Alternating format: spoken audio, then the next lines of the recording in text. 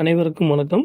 Indian cooperative credit society limited அப்படிங்கிற ஒரு multi state cooperative society பத்தி தான் நம்ம இந்த வீடியோல பார்க்க போறோம். இந்த வீடியோவ ஸ்கிப் பண்ணாம முழுசா கடைசி வரைக்கும் பாருங்க. உங்களுக்கு கிடைக்கிற இந்த வாய்ப்ப நழுவ விடாதீங்க. இது மினிஸ்ட்ரி ஆஃப் கோஆப்பரேட்டிவ் கீழ சென்ட்ரல் ரிஜிஸ்டர் ஆஃப் கோஆப்பரேட்டிவ் சொசைட்டீஸ்ல பதிவு செய்யப்பட்டு கர்நாடகா, கேரளா, தமிழ்நாடு, ஆந்திர பிரதேஷ், பாண்டிச்சேரி, சில்வாசா போன்ற மாநிலங்கள்ல 27 ஆண்டுகளா செயல்பட்டு வராங்க. இந்த வீடியோல நம்ம சொசைட்டி பத்தியும், அதனுடைய திட்டங்கள பத்தியும், லீகல் சட்டப்பூர்வ செயல்பாடுகள பத்தி பார்க்க போறோம். இந்திய அரசினுடைய பாராளுமன்றத்தின் கட்டுப்பாட்டுக்கு கீழ ஒழுங்குமுறை ஆணையங்கள் செயல்படுது. அதுல சில ஒழுங்குமுறை ஆணையங்கள தான் நம்ம இப்ப இந்த ஸ்கிரீன்ல பார்த்துக்கிட்டு இருக்கோம். ஒவ்வொன்னும் ஒவ்வொரு துறை சார்ந்து இயங்கிட்டு இருக்கு. நம்ம மல்டி ஸ்டேட் கோஆப்பரேட்டிவ் சொசைட்டி கீழ வரோம். இதுதான் நம்முடைய பதிவுச் சான்று. நம்ம பதிவு செய்யும்போது சொசைட்டி வேளாண் துறை கீழ இருந்துச்சு. அதன் பிறகு தனி அமைச்சகமா உருவாகி செயல்பட்டுட்டு இருக்கு. இதுதான் சொசைட்டியின் செயல்பாடுகள், அதோடைய சிறப்பம்சங்கள். இதுதான் இந்த ஸ்க்ரீன்ல பார்க்குறீங்க. அடுத்ததா நம்ம பார்க்குறது சொசைட்டியுடைய லோகோ, அப்புறம் நம்ம எத்தனை வருஷமா இருக்கோம் அப்படிங்கிறது. இவங்க தான் நம்ம சொசைட்டியோட சேர்மன் மற்றும் மேனேஜிங் டைரக்டர். நம்மகிட்ட 5 திட்டங்கள் இருக்கு. ரெக்யூரிங் டெபாசிட், NVOன்னு சொல்லக்கூடிய பென்ஷன் திட்டம், fixed deposit, monthly income scheme, doubling scheme, அதாவது ஸ்பெஷல் பிளான். இதுதான் நம்மளுடைய திட்டங்கள பத்தின ஒரு இல்லுஸ்ட்ரேஷன். எவ்வளோ கட்டினா எவ்வளோ கிடைக்குங்கிறத போட்டிருக்கோம். பென்ஷன் திட்டத்துல மாசம் 1000ன்னு 7 வருஷம் கட்டினோம்னா, அடுத்து மாசம் 1000ன்னு 14 வருஷம் குடுப்போம். முடிவுல ரூ. 1,00,000 உங்களுக்கு மெச்சூரிட்டியா கிடைக்கும். இது மற்ற நிறுவனங்களோட, அதாவது பேங்க், போஸ்ட் ஆஃபீஸ்ல நம்ம குடுக்குற வட்டியினுடைய ஒரு ஒப்பீடு. நம்ம பெறக்கூடிய நிதிய பணத்த லோனா தான் குடுக்குறோம். அரசு ஊழியர்களுக்கும், சொத்து அடமான கடன்களும், மகளிர் குழுக்களுக்கும், வேலை செய்ற ஊழியர்களுக்கும் கடனா குடுத்துடுறோம். ரிசர்வ் வங்கியினுடைய இணையதளத்துல யாரெல்லாம் பொதுமக்கள்ட்ட இருந்து பணம் வாங்கலாங்கிறத பத்தி தான் இந்த ஸ்க்ரீன்ல பார்த்துட்டு இருக்கீங்க. அதே மாதிரி கூகுள் இணையதளத்துல போய் நம்ம சொசைட்டில முதலீடு செய்வது பாதுகாப்பானதான்னு கேட்டா, பாதுகாப்பானதுங்கிற பதில் தான் இன்னைக்கு வரைக்கும் குடுத்துக்கிட்டு இருக்கு. இப்ப நீங்க பார்க்குறது அரசு இணையதளத்துல நம்மளுடைய சொசைட்டியோட பதிவு விவரங்கள பார்க்குறோம். அடுத்ததா தெரியறது நம்மளுடைய லாபத்திலிருந்து சொசைட்டிக்கு சொந்தமா கேரளால ஒரு இன்ஜினியரிங் கல்லூரி இருக்கு. இப்போ நம்ம அடுத்து பார்க்க போற பகுதி தான் மிக முக்கியமானது. லீகல் ஆக்டிவிட்டீஸ், அதாவது சட்டப்பூர்வமான விளக்கங்கள். மத்திய அரசு 2022ல பாராளுமன்றத்துல ஒரு சட்ட மசோதா தாக்கல் பண்ணி 2023ல அத சட்டமா கொண்டு வந்திருக்காங்க. என்னன்னா, multi state cooperative society act number 11 of 2023.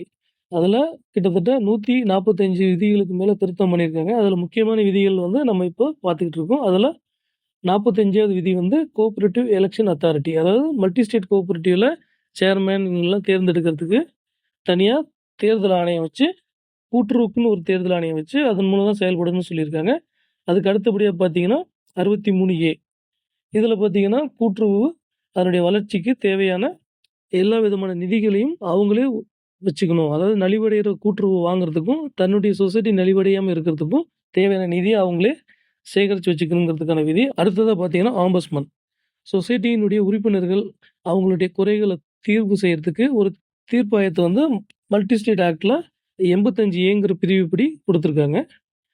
இப்போ நம்ம அடுத்து பார்க்க போறது ரொம்ப மிக முக்கியமான ஒரு பிரிவு 120B அப்படிங்கிறதுல பேங்கிங் ரெகுலேஷன்ஸ் ஆக்ட் 1949ங்கிற சட்டத்திட்டம் பேங்கிங் பிசினஸ் செய்யக்கூடிய அனைத்து கிரெடிட் அண்ட் த்ரிஃப்ட் சொசைட்டிகளுக்கு மட்டுமே பொருந்தும் அப்படிங்கிற ஒரு சட்ட திருத்தத்த இந்த 2023 11வது சட்ட திருத்தத்துல multi state cooperative societies act 2023ல அத அமுல்படுத்தியிருக்காங்க.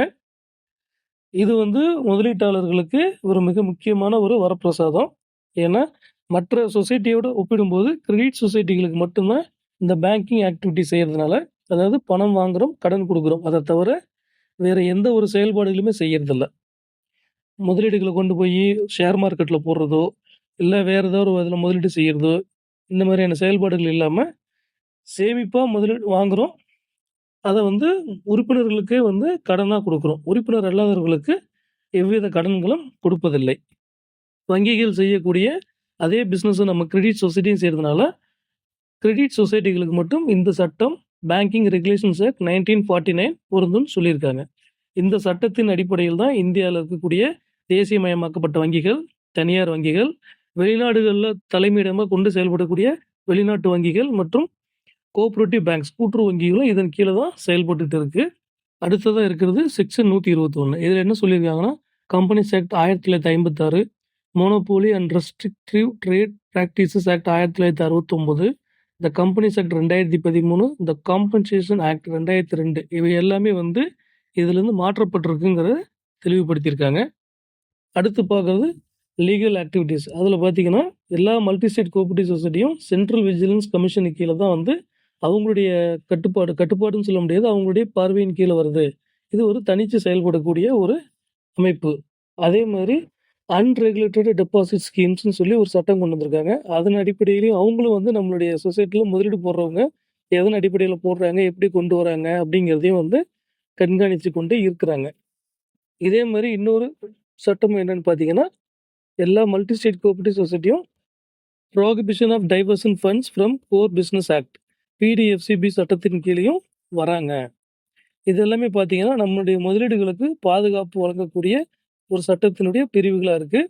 இதனால் நம்மளுடைய முதலீடுகளுக்கு முழு பாதுகாப்பும், முறை தவறிய முதலீடுகள் இந்த நிறுவனங்களை வந்து சொசைட்டிக்குள்ளே வந்து சொசைட்டியுடைய செயல்பாடுகளை மடைமாற்றம் செய்யாமல் இருக்குங்கிறதையும் இந்த மத்திய அரசின் கூட்டுறவுத்துறை அமைச்சகம் உறுதிப்படுத்துது. இது சம்மந்தப்பட்ட சர்க்குலரோட தேதி விவரங்கள் இந்த ஸ்க்ரீனில் நம்ம இப்போ பார்த்துக்கிட்டு இருக்கோம். அடுத்ததாக பார்த்தோம்னா, மல்டி ஸ்டேட் கோஆப்பரேட்டிவ் சொசைட்டியில் எத்தனை விதமான கேட்டகரிஸ், அதாவது என்னென்ன மாதிரியான சொசைட்டிஸ் தொடங்கப்படலாம், என்னென்ன கேட்டகரி இருக்குதுன்னு சொல்லி அரசு ஒரு நிர்ணயம் பண்ணி வச்சிருக்கு. அதில் பார்த்தீங்கன்னா 43 வகையான மல்டி ஸ்டேட் கோஆப்பரேட்டிவ் சொசைட்டிஸ் செயல்படுது. அதில் அக்ரிகல்ச்சர், அதாவது அக்ரோ ப்ராசஸிங், இது மாதிரி நிறைய இருக்குது. Fishery, milch animals, labour, livestock, poultry, marketing, taxi, multi purpose, இது மாதிரி சொல்லிக்கிட்டே போகலாம். இந்த 43 கோஆப்பரேட்டிவ் சொசைட்டிகளில் கிரெடிட் அண்ட் த்ரிஃப்ட் சொசைட்டிக்கு மட்டும்தான் பேங்கிங் ஆக்டிவிட்டி செல்லுபடியாகும். அதாவது பேங்கிங் ரெகுலேஷன்ஸ் ஆக்ட் செயல்படும்.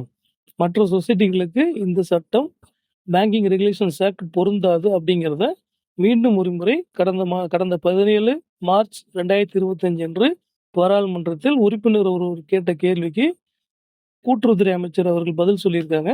இந்த பதில் கொடுத்த விவரங்களை இந்திய அரசினுடைய செய்தி தொடர்புத்துறை இணையதளம் PIB அப்படிங்கிற வெப்சைட்ல இருந்து நம்ம இந்த தகவல் எடுத்திருக்கோம். இது உங்களுடைய பார்வைக்காக இப்போ கொடுத்துருக்கோம்.